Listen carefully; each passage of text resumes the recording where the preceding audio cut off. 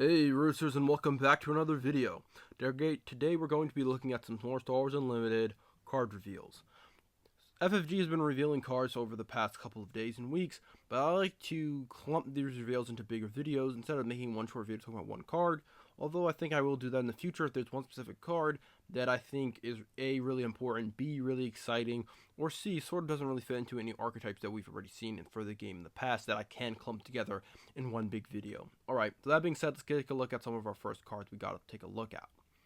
The first one we gotta take a look at that they revealed for a bit was This Is the Way. It's going to be a Heroism Event 2 cost, and it's going to have the Mandalorian trait. And that's going to be really important for its ability itself, actually.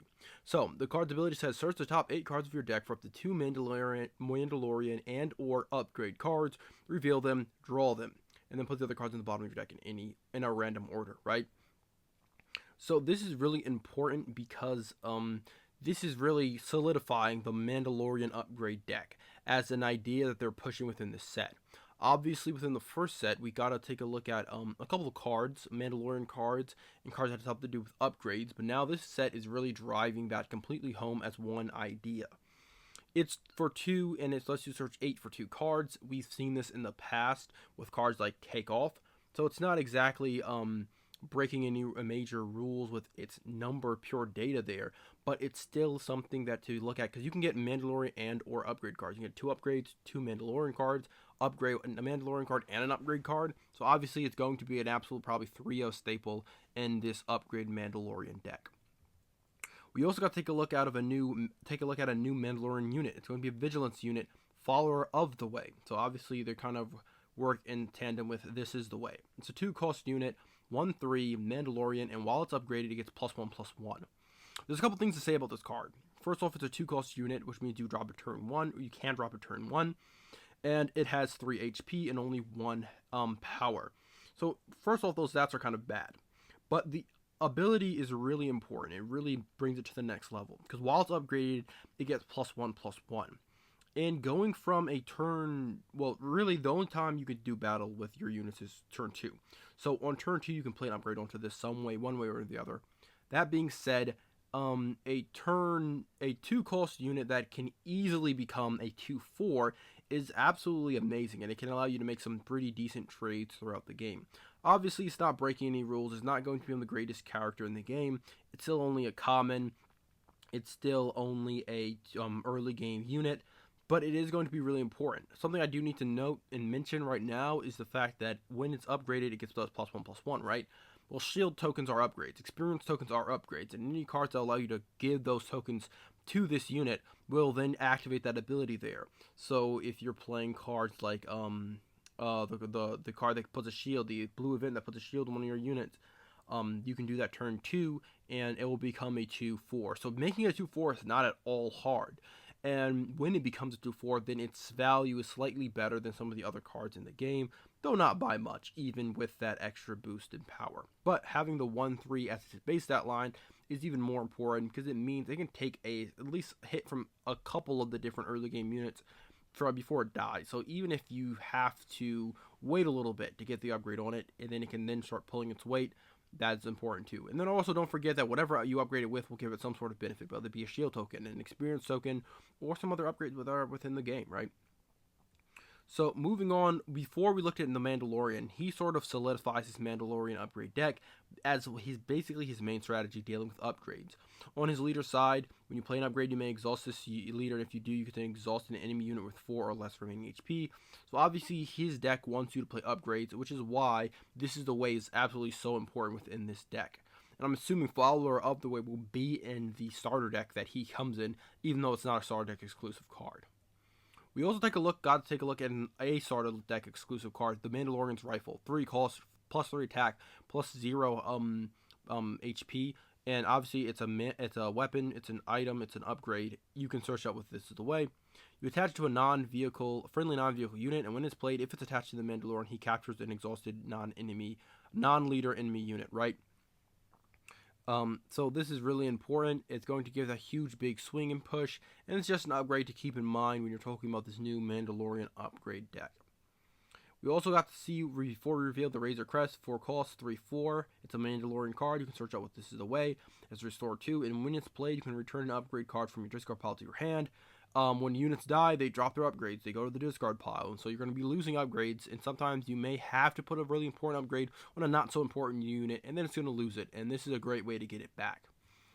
And then we also, from set 1, got to take a look at this Disabling Fang Fighter. It's a Mandalorian card that says 3 cost, 3/2 aggression.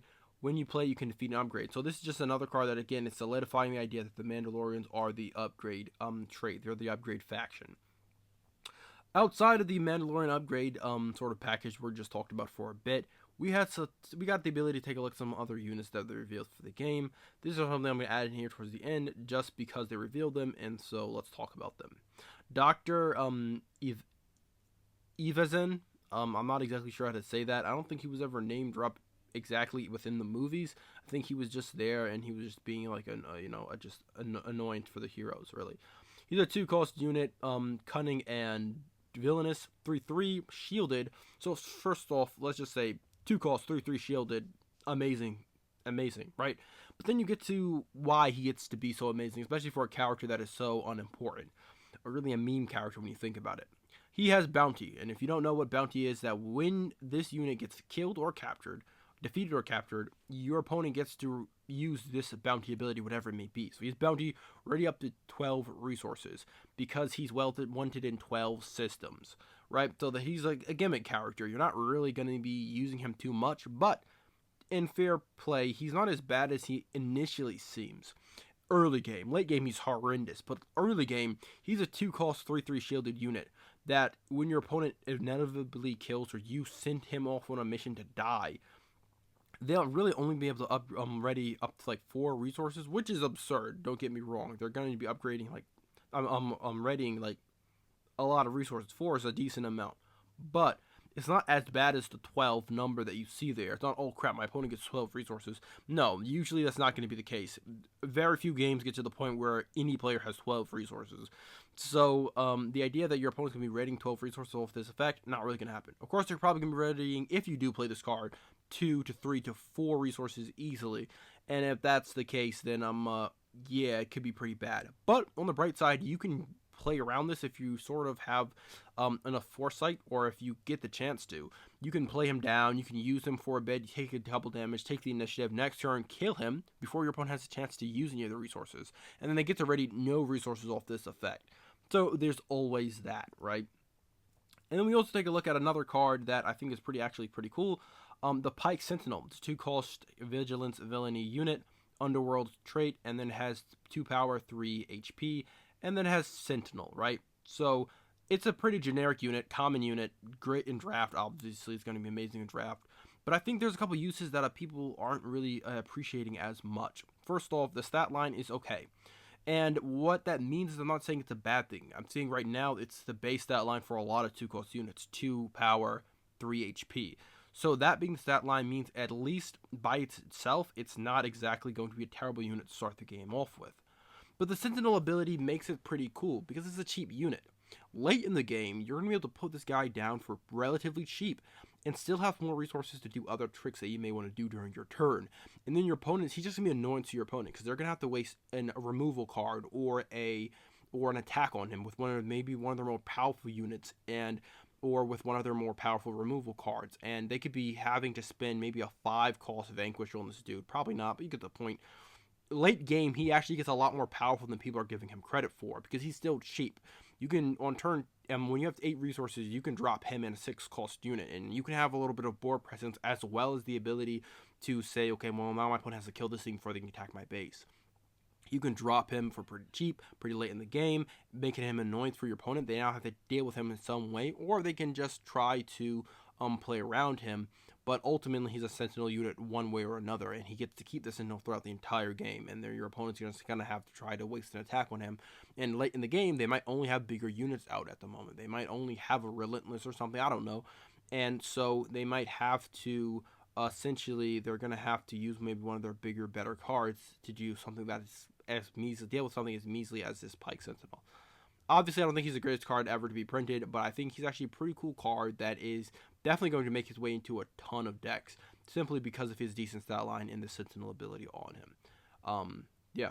Obviously, there probably are going to be other units coming out from before, and in the future that is going to sort of eclipse this dude a little bit. He doesn't have any really important keywords on him other than Underworld. Whatever new Underworld favored leaders we get will probably end up making great use of this card. But like in general, he might not make his way into every deck, but I do think he's good enough to make his way into a decent amount of decks, especially if you're not honing your deck to absolute perfection and you're willing to play a card that's slightly not the greatest but still good. I think he's pretty good. That's going to be it for today's video. Just a couple quick reveals from FFG. Couple of my thoughts on a couple of them. I think they're all pretty cool. I think obviously the good doctor there, he's going to be a very funny unit to play around with. He's going to be funny, really funny, just because he was like a throwaway character within the show, and he gets this card, and he's like he's a troll card. He's a troll rare. He's a rare, by the way. Keep that in mind. And I don't think he's unplayable, but I definitely think he's not exactly meant to be heavily played. Like, he's not super. He wasn't made in mind of, well, is this card going to make his way into decks? Is this really good enough? It's really made in the mind of, well, he's wanted in 12 systems, so you get to collect 12 different bounties on him when you finally defeat him. It's funny and it's cool. Hope to see you guys in the next Stars Unlimited reveal, maybe on the next Versus 2 PCG unboxing, perhaps in the next homemade trading card game video, or however else type of content you watch from this channel, because we really got a lot of stuff cooking up, and I'm really excited to keep moving forward and looking at more Stars Unlimited cards, and I hope to see you guys there when I do. Well, that's going to be all for now, but if you guys enjoyed this video, make sure you guys go ahead and watch some of our other videos that we've made on this channel. Also, give this video a like if you thoroughly enjoyed it. And of course, subscribe to the channel so you don't miss any of our future content. And I hope to see you guys back at the Roost.